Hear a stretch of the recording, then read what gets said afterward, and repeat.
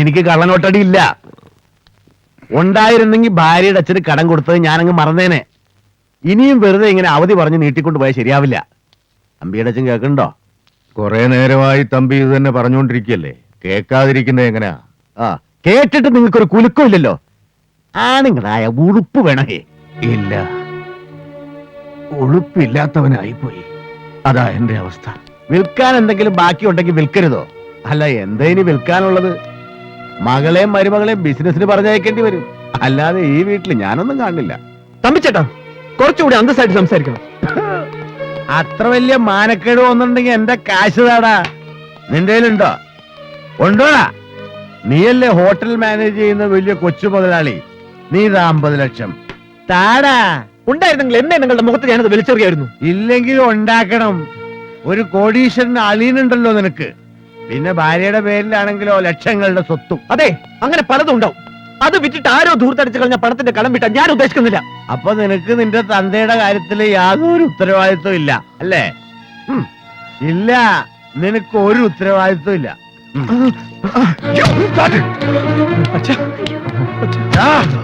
നിനക്ക് ഉത്തരവാദിത്വം ഇല്ലെങ്കിൽ പിന്നെ നീ എന്തിനാണ് അതിൽ ഇടപെട്ടത്? ഞാൻ അയാളുടെ മുഖത്ത് വിസ്കി ഒഴിക്കും. ചിലപ്പോ 3 വർഷം വരും. ചേച്ചി വിളിച്ചു കൊണ്ടുണ്ടോ ഇയാളെ? ഫ്രോഡുകളാ, കള്ള ഫ്രോഡുകൾ. എന്നെ വഹിക്കാൻ നടക്കുകയാണ്. കാശ് മേടിച്ചു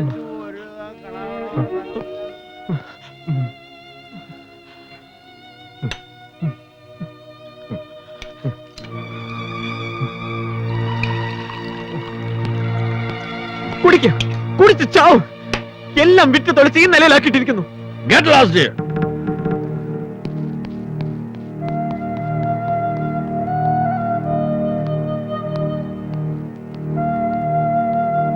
ഞാനും കഴുത്തു മുഴുവൻ മൂടിയ പൊന്നുവിട്ട് തന്നെയാ ഈ വീടിന്റെ പടി കയറി വന്നത്. അതിനു പുറമെ പണമായിട്ട് എന്റെ അച്ഛൻ കൊടുത്തിരുന്നു. അതല്ല ഈ വീട്ടിലെ കടങ്ങൾ വീട്ടാൻ വേണ്ടി ഗിരിയേട്ടൻ എടുത്തോണ്ട് പോയി. തികയാതെ വന്നത് എന്റെ ഷെയറായി അച്ഛൻ എഴുതി വെച്ച് പ്രോപ്പർട്ടി വിറ്റിട്ടും വീട്ടി. ഇയാളുടെ മുന്നിൽ പൊങ്ങച്ചൻ പറയുന്നല്ല, സത്യ. ചോദിച്ചു നോക്കാലേ നന്ദനോട്, നന്ദൻ പറയും. രാജി ചെയ്തതൊരു ഭാര്യയുടെ കടമയാ. അതിലിപ്പോ ഒട്ടും വിഷമം വിചാരിക്കുകയും വേണ്ട. ചേച്ചി, ഞാനിപ്പോ എന്താ വേണ്ടത്? എനിക്കറിയാഞ്ഞിട്ടാ. നിങ്ങൾ പറഞ്ഞു തരൂ. ഞങ്ങൾ ഉപദേശിച്ചു തരണോ? തനിക്ക് ചിന്തിച്ചാൽ അറിഞ്ഞൂടെ എന്താ വേണ്ടെന്ന്? ഭർത്താവിന്റെ വീട്ടിലൊരു പ്രശ്നമുണ്ടെങ്കിൽ അത് തന്റെ വീട്ടിലെ പ്രശ്നമായിട്ട് കണ്ട് അതിനുള്ള പരിഹാരം എന്താച്ചാ കാണാൻ നോക്കണം. ഭർത്താവിന് അത് അറിയില്ലെങ്കിൽ പറഞ്ഞു കൊടുക്കണം. അതാ കുട്ടി വേണ്ടത്. ഭർത്താവിന്റെ വീട്, എന്റെ വീട് എനിക്ക് അങ്ങനെ രണ്ടായിട്ട് കാണാൻ അറിയില്ല. ഇതുപോലുള്ള പ്രശ്നങ്ങൾ ഞാൻ ഇതുവരെ ഫേസ് ചെയ്തിട്ടുമില്ല. കേട്ടോ രാജി, തമ്പിച്ചേട്ടൻ അച്ഛനും കൊടുത്ത വായ്പ ഇപ്പൊ തിരിച്ചു ചോദിക്കുന്നെങ്കിൽ അതിന് തക്കോണമുള്ള ടൈറ്റ് ഉണ്ടായിട്ടാ. അത് കിട്ടിയില്ലെങ്കിൽ മൂപ്പര് പ്രശ്നത്തിലാകും. ഇവിടെ ഇപ്പൊ എല്ലാ പ്രശ്നങ്ങളും തീർക്കാൻ പത്മജ ഒന്ന് മനസ്സ് വെച്ചാ മതി.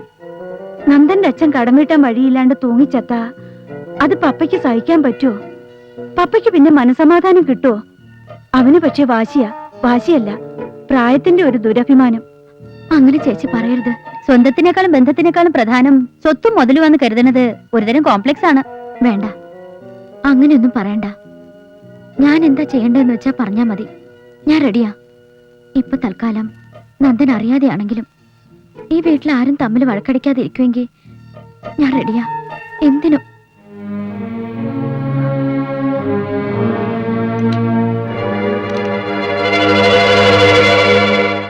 അച്ഛാ, അച്ഛൻ വിഷമിക്കണ്ട കേട്ടോ. തമ്പിച്ചേട്ടന് കൊടുക്കാനുള്ള പണം നമുക്ക് കൊടുക്കാം. എന്റെ പേരിലുള്ള പ്രോപ്പർട്ടീസ് പ്ലെഡ്ജ് ചെയ്താൽ മതി, പണം കിട്ടും. അയ്യോ മോൾ എന്തായി പറയണേ? വേറെ എന്താ ചെയ്യാച്ചാ? ഏട്ടനോട് പറയാന്ന് പറഞ്ഞപ്പോ തമ്പിച്ചേട്ടൻ അമ്പി ചേച്ചി സമ്മതിക്കുന്നില്ല. വിൽക്കാൻ എന്റെ കയ്യിൽ ഒന്നുമില്ല. പണയം വെക്കാൻ ഈ വീടും ഹോട്ടലും എല്ലാം പണയത്തിലാ. ഞാൻ തമ്പിച്ചേട്ടന്റെ അമ്പി ചേച്ചിയുടെയും കൂടെ പോയി ചില ഡോക്യുമെന്റ്സ് സൈൻ ചെയ്ത് കൊടുത്താൽ മതി. നന്ദൻ അറിയണ്ട തൽക്കാലം. പിന്നീട് എപ്പോഴെങ്കിലും ഞാൻ പറഞ്ഞോളാം നന്ദനോട്. അവനും മോളുടെ ഏട്ടനും അറിയാതെ അങ്ങനൊന്നും ചെയ്യാൻ പാടില്ല. സാരല്ലച്ചാ, ഞാൻ എന്ത് ചെയ്താലും ഏട്ടനൊന്നും പറയില്ല. ഈ വീട്ടിൽ ഇനി ആര് തമ്മിലും വഴക്കിടാതിരിക്കുന്ന കണ്ടാ മതി. അതിനുവേണ്ടി ഏത് പേപ്പറിൽ വേണേലും ഞാൻ സൈൻ ചെയ്യാം.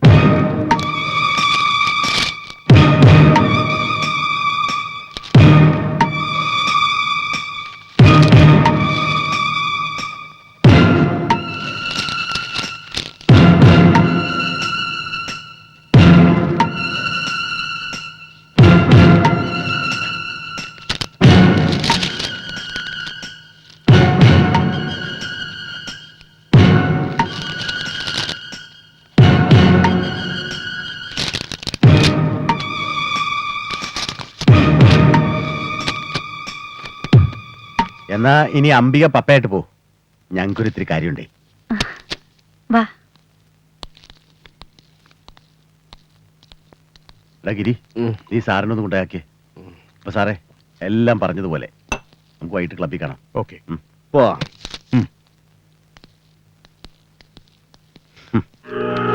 പരമേശ്വരന്റെ കിടപ്പാടമടക്കമുള്ള എല്ലാ സ്വത്തുക്കളുടെയും പവർ ഓഫ് അറ്റോണി അങ്ങനെ മോഹൻ തമ്പിയുടെ കയ്യിലെത്തി. വിറ്റ 7-8 കോടിയാ. വിൽക്കാൻ വരട്ടെ. ആ ഗിരിക്കൊരു പങ്ക് കൊടുക്കണം തമ്പി. കൊടുക്കാം, പക്ഷെ എന്റെ പണമില്ല. എടോ, പണം പേപ്പറാ. ആവശ്യം വരുമ്പോ പ്രിന്റ് ചെയ്തെടുക്കും. എന്റെ രീതി അതാ. തന്റേത് എനിക്കറിഞ്ഞൂടാ.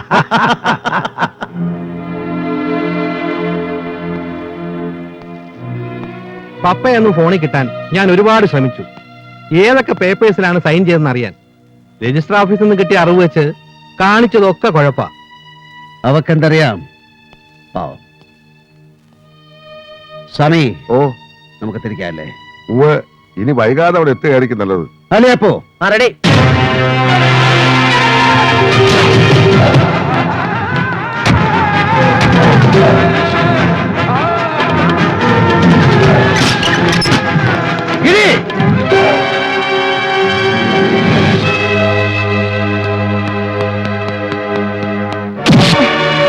എല്ലാവരും ചേർന്ന് അവളെ കണ്ണീര് കുടിപ്പിച്ച് സ്വത്തുക്കൾ എഴുതി മാറ്റൂ. അല്ലടാ, എന്തിനാടാ നിനക്കൊക്കെ കൂടുതൽ മണ്ണ്?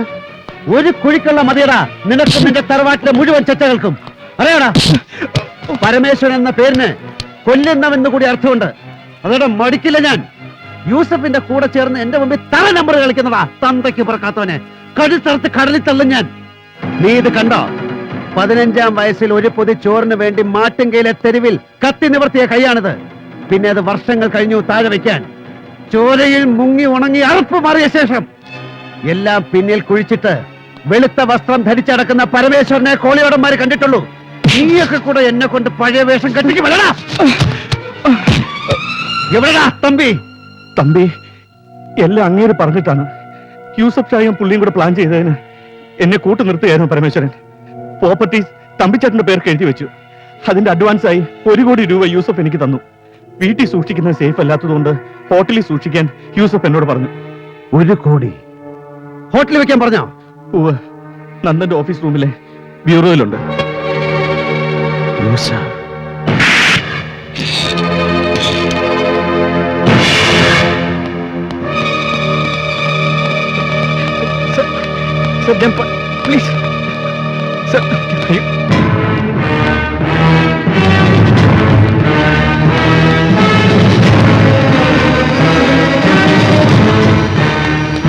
മാഡം, ഇത് ചതിയാണ്. അവൻ നിരപരാധിയാണ്. ഓ, ഇയാളുടെ ബ്രദറിലാണല്ലോ ഇവൻ. കൊള്ളാം, ക്വൈറ്റ് നാച്ചുറൽ. ഗോൾഡ് സ്മഗ്ലറുടെ അളിയൻ കള്ളനോട്ട് ഇടപാട് നടത്തുന്നു. ഇനി ആരൊക്കെയുണ്ട് തന്റെ ബന്ധുക്കൾ? അണ്ടർവേൾഡ് ആക്ടിവിറ്റീസുമായി ജീവിക്കുന്നവർ. മാഡം, ഇതിന്റെ പിന്നിൽ മറ്റാളുകളുണ്ട്. എനിക്ക് തെളിയിക്കാൻ കഴിയും. With proofs. Get lost with your bloody proofs. 1 കോടി രൂപയുടെ കള്ളനോട്ടുകളാണ് അവന്റെ ഓഫീസിൽ നിന്ന് പിടിച്ചെടുത്തത്. ബാക്കി കഥകൾ ഞാൻ അവനെ കൊണ്ട് പറയിച്ചോളാം. ഇൻസ്പെക്ടർ, അവനെ എന്റെ ഓഫീസിൽ കൊണ്ടുവാ. ധൈര്യമായിട്ടിരിക്കെ, ഞാനുണ്ട്. ഞാൻ മാനേജ് ചെയ്തോളാം. മിസ്റ്റർ പരമേശ്വരൻ,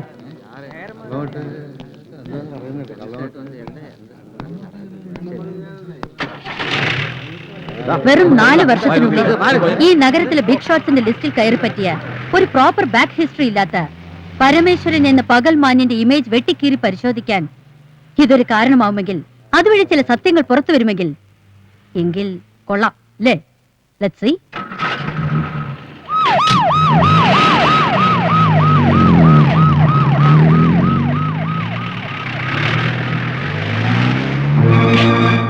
അവൾക്ക് എന്നെ മനസ്സിലായിട്ടില്ല. മനസ്സിലാക്കി കൊടുക്കാൻ പറ്റുന്ന ഒരു സാഹചര്യത്തിലല്ല ഞാനിപ്പോ. കൊണ്ടുപോകുന്ന ആരെയാണെന്ന് ഓർമ്മയുണ്ടല്ലോ? ഇൻട്രോഗേഷന്റെ പേരും പറഞ്ഞ് ആരെങ്കിലും അവന്റെ ദേഹത്ത് കൈവച്ചാൽ വെക്കുന്നത് ആരായാലും 2 കാലും ഇല്ലാതെ എവിടെയെങ്കിലും പെട്ടിക്കടയിട്ട് മുറുക്കൻ കച്ചവടത്തിൽ ഇരിക്കേണ്ടി വരും ഇനിയുള്ള കാലം. മനസ്സിലായ പറഞ്ഞ് വെക്കാം.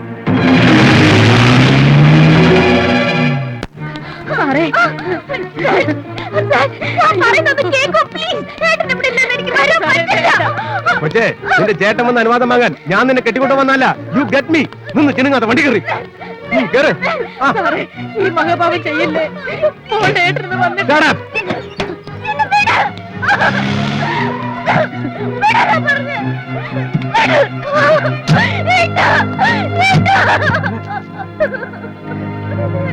Sir, she's under arrest. കാര്യം? ഫേക്ക് നോട്ട്സ് കൈവശം വെച്ചതിനാ ഇവളുടെ ഭർത്താവിനെ അറസ്റ്റ് ചെയ്തത്. അത് വന്ന സോഴ്സ് അറിയാൻ ഇവളെ ക്വസ്റ്റ്യൻ ചെയ്തേ പറ്റൂ. സർ പ്ലീസ്, ഞാൻ പറയുന്നൊന്ന് കേൾക്കൂ. തന്നെ കൊണ്ട് വല്ലതും പറയിക്കാനുണ്ടെങ്കിൽ അത് വഴി പോലെ എനിക്കറിയാം. ഇപ്പൊ തൊലിക്കണ്ട. ഇവളുടെ പേരിലുള്ള പ്രോപ്പർട്ടീസ് വിറ്റതിന്റെ അഡ്വാൻസ് തുകയാണ് പിടിച്ചെടുത്ത 1 കോടി രൂപയുടെ കള്ളനോട്ടുകൾ. അത് സത്യമാണെന്ന പയ്യൻ സമ്മതിച്ചു കഴിഞ്ഞു.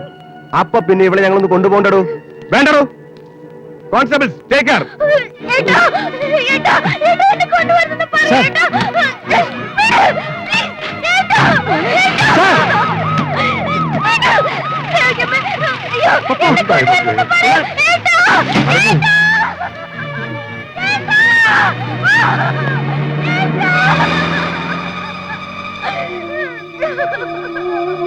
അയ്യോ, എന്തായത്? എന്താടോ സ്വാമി ഇത്? ഞാൻ എന്താടോ കണ്ടത്? എന്റെ പപ്പയെ പോലീസുകാർ പിടിച്ചുകൊണ്ടുവന്നത് താനും കണ്ടില്ലടോ? ഇതിനാണോ ഞാൻ അവളെ പൊന്നുപോലെ പൂച്ചി വളർത്തിയത്? ഇതവൾ അനുഭവിക്കേണ്ടതാണോ? ഞാൻ കാരണം, ഞാൻ എന്റെ തെറ്റുകൾ.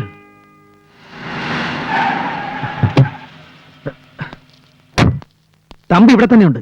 കേന്ദ്ര സഹമന്ത്രി ശിവാജി റാവുല്ലേ, ആ ബാംഗ്ലൂരുകാരൻ ഫ്രോഡ്, അവന്റെ ഗസ്റ്റ് ഹൗസിൽ തമ്പിയുണ്ട്. ഏത് നരകത്തിലായാലും അവനെ എനിക്ക് വേണം.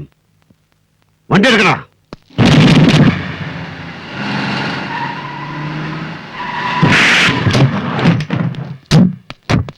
क्या रे, मुझे पहचाना नहीं? मैं शिवाजी राव का पुराना दोस्त हूँ. वो अंदर है. चलो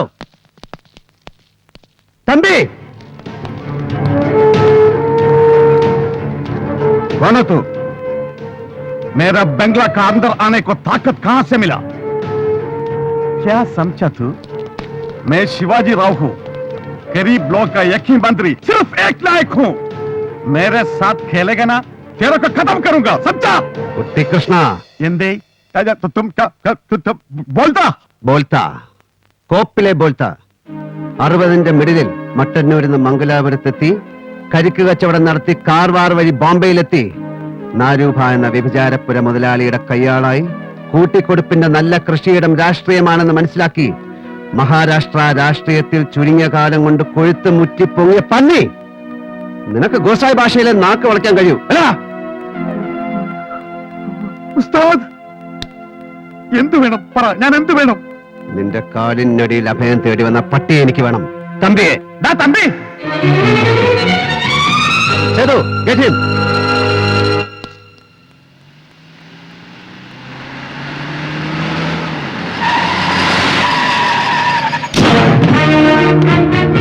മാറാ.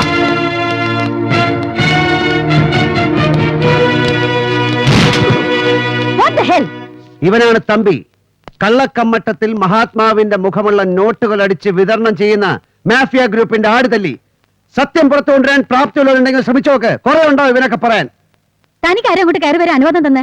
എടാ, ആരോട് ചോദിച്ചിട്ട് കാര്യം ഇങ്ങോട്ട് എഴുന്നള്ളിയെന്ന്? മാഡം വർമ്മ, ഈ മുഖം ദർശിക്കാൻ ക്യൂ നിന്ന് ടിക്കറ്റ് എടുത്ത് അകത്ത് കയറാൻ എനിക്ക് സമയവും സൗകര്യമില്ലായിരുന്നു. ഞാൻ കയറി വന്ന വർഷാവർമ്മയുടെ കിടപ്പറയിലേക്കൊന്നുമല്ലോ. ഇത് നിങ്ങളുടെ ഓഫീസ് കം റെസിഡൻസ് ആയതുകൊണ്ടാണ്. ഇവൻ ഈ നാട്ടിൽ നിന്ന് മുങ്ങിയേനെ. പിന്നെ മുസോറി ട്രെയിനിങ് കോളേജിൽ നിന്ന് പുറത്തിറങ്ങിയ എല്ലാവരും കൂടെ വിചാരിച്ചാലും ഇവനെ പിടികിട്ടില്ല. താൻ പോലീസിന്റെ പണി ചെയ്യണ്ട, അതിനോട് ആളുണ്ട്. ആരാണ്? നിങ്ങളാണോ സാർ? ഇല്ല, എനിക്കിവനെ പിടികിട്ടിയത് ഒരു കേന്ദ്രമന്ത്രി പൊങ്ങവന്റെ കട്ടിലിന്റെ അടിയിൽ നിന്നാണ്. പാവപ്പെട്ട നിങ്ങളൊക്കെ വിചാരിച്ചാൽ അവിടം വരെ കയറി ചെല്ലാൻ കഴിഞ്ഞേക്കും. പക്ഷെ നീട്ടിപ്പിടിച്ചൊരു സല്യൂട്ട് അടിച്ചിട്ടെങ്കിൽ തിരിച്ചു പോരണം. അക്കാര്യത്തിൽ നിങ്ങളുടെ വർഗത്തോട് എനിക്ക് സഹതാപമുണ്ട്. ലോക്കൽ സിനിമകളിലെ പോലീസ് ഹീറോമാരെ അനുകരിച്ച് മസിൽ പിടിച്ച് ഇംഗ്ലീഷ് പറഞ്ഞിട്ടൊന്നും നീതിന്യായ വ്യവസ്ഥിതികൾ ഈ നാട്ടിൽ പരിരക്ഷിക്കപ്പെടുകയില്ല. Mister Parameswaran, you may go now.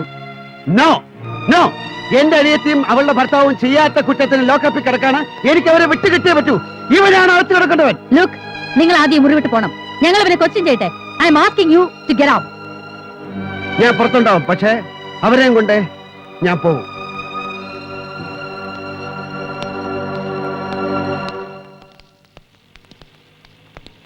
കുഞ്ഞിപ്പാലൂർ സ്ഥലത്തെത്തിയ പുള്ളിക്കാരൻ ട്രിവാൻഡ്രത്തേക്ക് വിളിച്ചു കഴിഞ്ഞു. താമസിയാതെ കമ്മീഷണർക്ക് ഇൻസ്ട്രക്ഷൻ കിട്ടും. ഈ കമ്മീഷണർ ഈഗോ പാർട്ടിയാണെന്നേ ഉള്ളൂ, കറക്റ്റഡ് അല്ല. മറ്റാർക്കും വേണ്ടി ആക്ട് ചെയ്യുന്നതല്ല അവര്. എന്തായി? എന്താവണം? എന്റെ പെങ്ങളും ലോക്കപ്പിലാ. നീയൊക്കെ കൂടെ കാണിച്ച് തന്തയില്ലായ്മയ്ക്ക് അവൾ കണ്ണീര് കുടിക്കുക. അപ്പോ എന്റെ മുമ്പിൽ കാണരുത്. ഇല്ല പരമേശ്വരൻ, ഞാൻ മൊഴി കൊടുക്കാനാണ് വന്നത്, കമ്മീഷണറെ കാണാൻ. തമ്പിയെക്കുറിച്ചും യൂസഫിനെ കുറിച്ചും എനിക്ക് അറിയാവുന്നതെല്ലാം ഞാൻ പറയാം. നന്ദനും പപ്പയും പുറത്തു കൊണ്ടുവരാൻ ഇനി ഞാൻ അകത്ത് കിടക്കണമെങ്കിൽ അതിനും ഞാൻ തയ്യാറാ. हेलो जी साहब, बॉम्बे. ഹലോ. ആ അച്ഛാ, ഞാൻ കരുങ്ക. യൂസഫ് സ്ഥലത്തുണ്ട്. ഫാൽക്കൺ മെറൈൻസിന്റെ സീ സൈഡ് ഗസ്റ്റ് ഹൗസിൽ തപ്പിക്കോ, അല്ലെങ്കിൽ എയർപോർട്ട്. ഷാർജ ഫ്ലൈറ്റിൽ അവൻ പോകരുത്. അവനെ എനിക്ക് കിട്ടിയിരിക്കണം. सर वाह.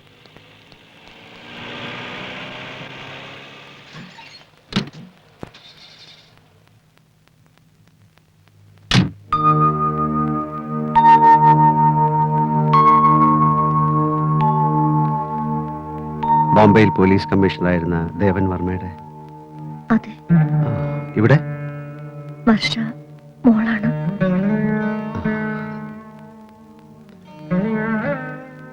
സുഖം.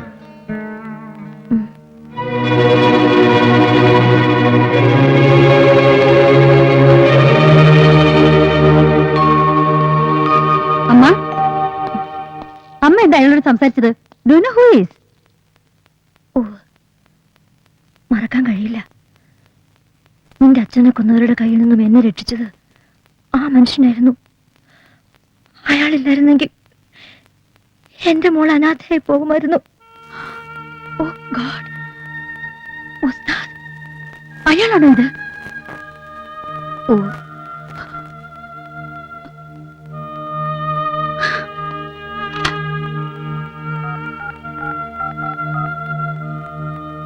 കൺട്രോൾ റൂം, ഞാൻ കമ്മീഷണറാണ്.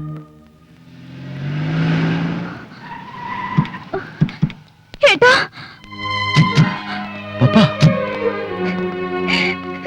ഏട്ടാ. പപ്പാ. മോളെ.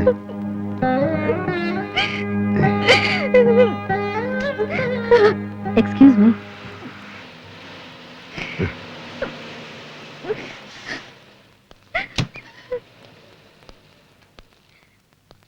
എന്നോട് ക്ഷമിക്കണം. എനിക്കറിയില്ലായിരുന്നു. എനിക്ക് എന്റെ അമ്മയെങ്കിലും തിരിച്ചു കിട്ടിയതിന് കാരണക്കാരനായ നിങ്ങളോട് ഞാനങ്ങനെ പെരുമാറാൻ പാടില്ലായിരുന്നു. It's all right. You are doing your duty. വെറുപ്പായിരുന്നു എനിക്ക്. മുന്നിൽ വരുന്ന ക്രിമിനൽസ് എല്ലാവരെയും എന്റെ ശത്രുക്കളെ ഞാൻ കണ്ടു. എല്ലാവരുടെയും മുഖത്ത് ഞാൻ എന്റെ അച്ഛന്റെ കൊലയാളികളെയാണ് കണ്ടത്. സോറി. അനിയത്തിയും മിസ്റ്റർ നന്ദനെയും നിങ്ങൾക്ക് കൊണ്ടുപോകാം. തമ്പി എല്ലാം സമ്മതിച്ചു കഴിഞ്ഞു. യൂസഫിനെ ഞങ്ങൾ പൊക്കിക്കോളാം. Wish you good luck. പക്ഷെ കിട്ടാൻ വഴിയില്ല. അവൻ എന്റെ കയ്യിലേ വന്ന് വീഴൂ. See you, madam. സ്വാമി, ഇവരുമായിട്ട് വീട്ടിലേക്ക് പോകും. നമുക്ക് ഒരുമിച്ച് പോവാനായിട്ട്. ഞാൻ പുറകെ വരാം. എനിക്ക് കുറച്ച് ജോലിയുണ്ട് മോളെ. ചെല്ലേ.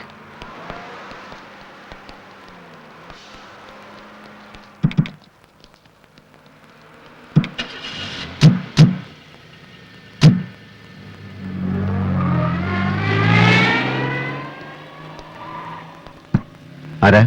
ആലിയാപ്പു പറഞ്ഞേൽപ്പിച്ചതാ സാറിനെ വീട്ടിൽ വിടാൻ.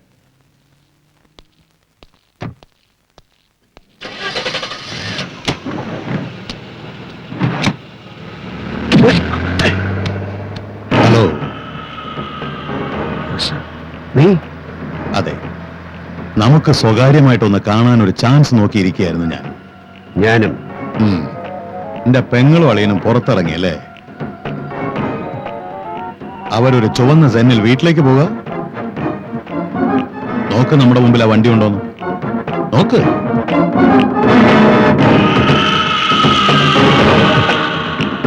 ഉണ്ടല്ലോ.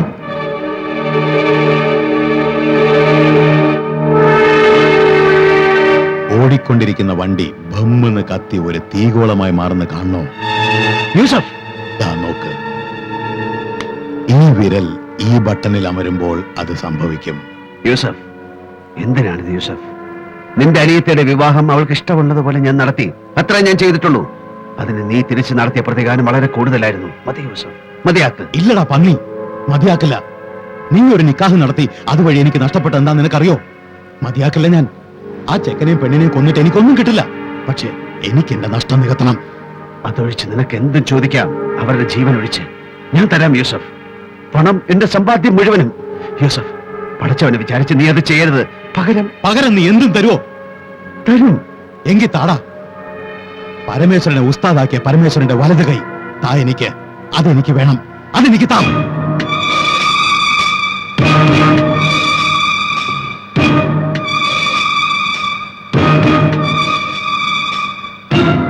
എടുത്തോ, എടുത്തോ.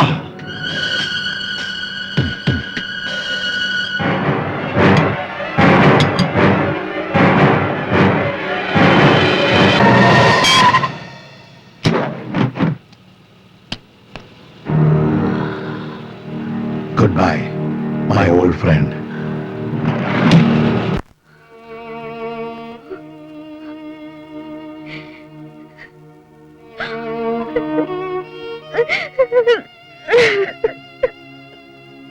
പപ്പ, പപ്പ, ഏട്ടന്റെ കുട്ടി കരച്ചിൽ നിർത്തി പോയി കിടന്നുറങ്ങ്. ഒരു ചെറിയ ആക്സിഡന്റ്, ഓടുന്ന വാനിൽ നിന്ന് തെറിച്ചു വീണിട്ട് ഇത്രയല്ലേ പറ്റിയുള്ളെന്ന് ആശ്വസിക്ക്. 2-3 ആഴ്ച കോയമ്പത്തൂർ പോയി കിടന്നാ അതങ്ങോട്ട് ശരിയാവും. എന്റെ മോളെ പോയി കിടന്നുറങ്ങ്. നന്ദ, പപ്പയെ കൊണ്ടുപോയി കിടത്ത്. ഏയ് ചെല്ലേ.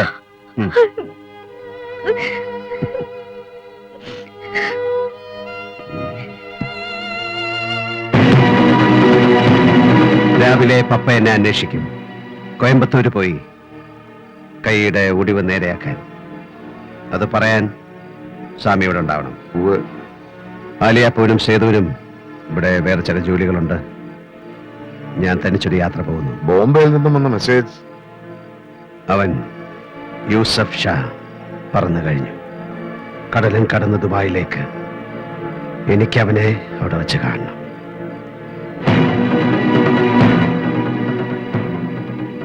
सुअर का बच्चा मैं आता हूँ.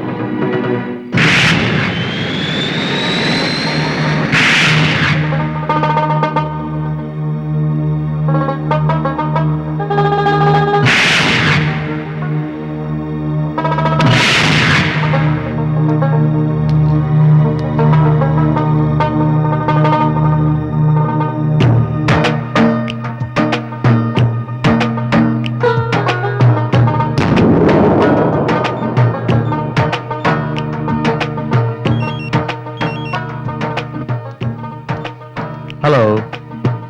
Who's this? ഉസ്താദ്.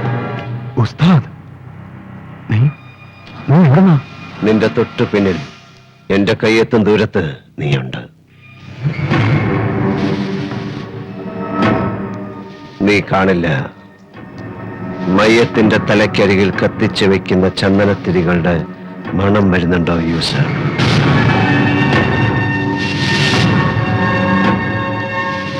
ഇപ്പൊ എനിക്ക് മരണത്തിന്റെ രൂപമാണ്. മരണത്തിന്റെ രൂപവും നിറവും മണവും.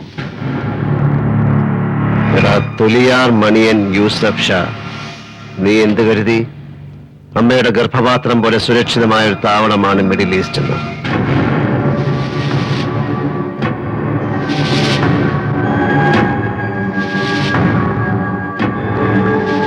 ഇന്ത്യ എന്ന വാതിലുകൾ മുഴുവൻ മലർക്കെ തുറന്നിട്ട ഒരു മഹാരാജ്യത്തിനകത്ത് എന്ത് തന്തയില്ലായ്മയും കാണിക്കാം. എന്നിട്ട് ഇങ്ങോട്ട് പറന്നാൽ ഇവിടെ ഷേഖുമാരുടെ നീളം കുപ്പായത്തിനടിയിൽ സുഖം സുരക്ഷിതമെന്നോ?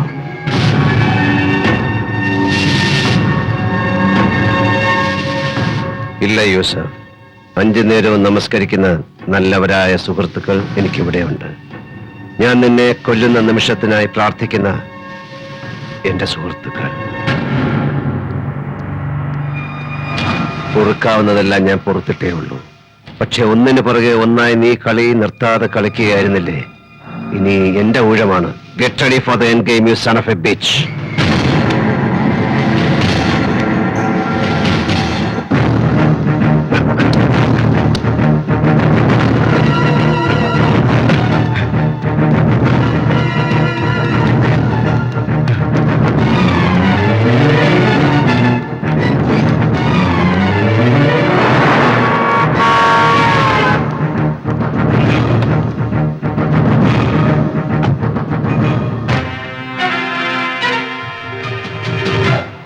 ഇതിനകത്ത് ചത്ത് വേണ്ടെങ്കിൽ സ്റ്റാർട്ടക്കാ. Come on, you dirty pig.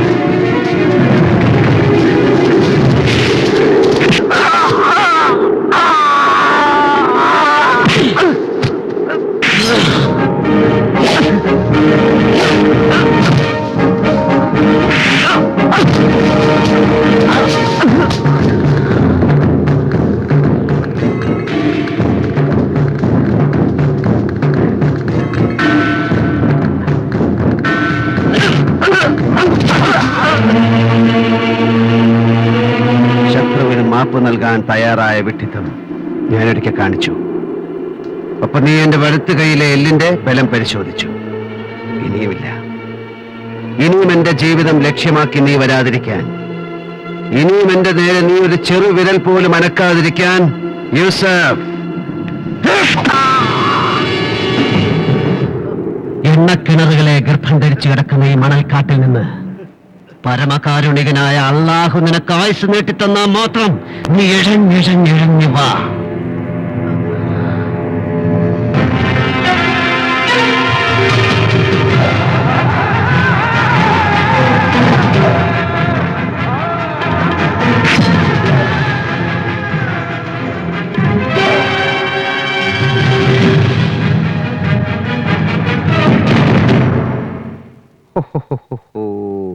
എന്താ ചൂട് കോയമ്പത്തൂര്, ശിവനേ ശിവനെ. ഉസ്താദ്, ആ അങ്ങനെ ഒരു പേരുണ്ട് എന്റെ ഏട്ടന്. കേൾക്കുന്നവർക്കൊക്കെ പേടി തോന്നുന്ന, മീശയൊക്കെ പിരിച്ച് കണ്ണൊക്കെ ചോപ്പിച്ച്. പറയൂ ഏട്ടാ. എന്താ കഥ? ഉസ്താദ് എന്ന് വെച്ചാൽ ദാ മുകളിലിരിക്കുന്ന സാക്ഷാൽ പരമേശ്വരനല്ലേ ഉസ്താദ്? താഴെ ഇരിക്കുന്ന ഈ പരമേശ്വരൻ പാവമല്ലേ? നിനക്ക് എന്നെ അറിയില്ലേ മോളെ? എനിക്ക് അങ്ങനെയൊക്കെ ആകാൻ കഴിയുമോ? അത് ഉവ്വ്. ആരൊക്കെ പറഞ്ഞാലും ഞാൻ വിശ്വസിക്കുകയില്ല. എനിക്കറിയാം എന്റെ ഏട്ടനെ.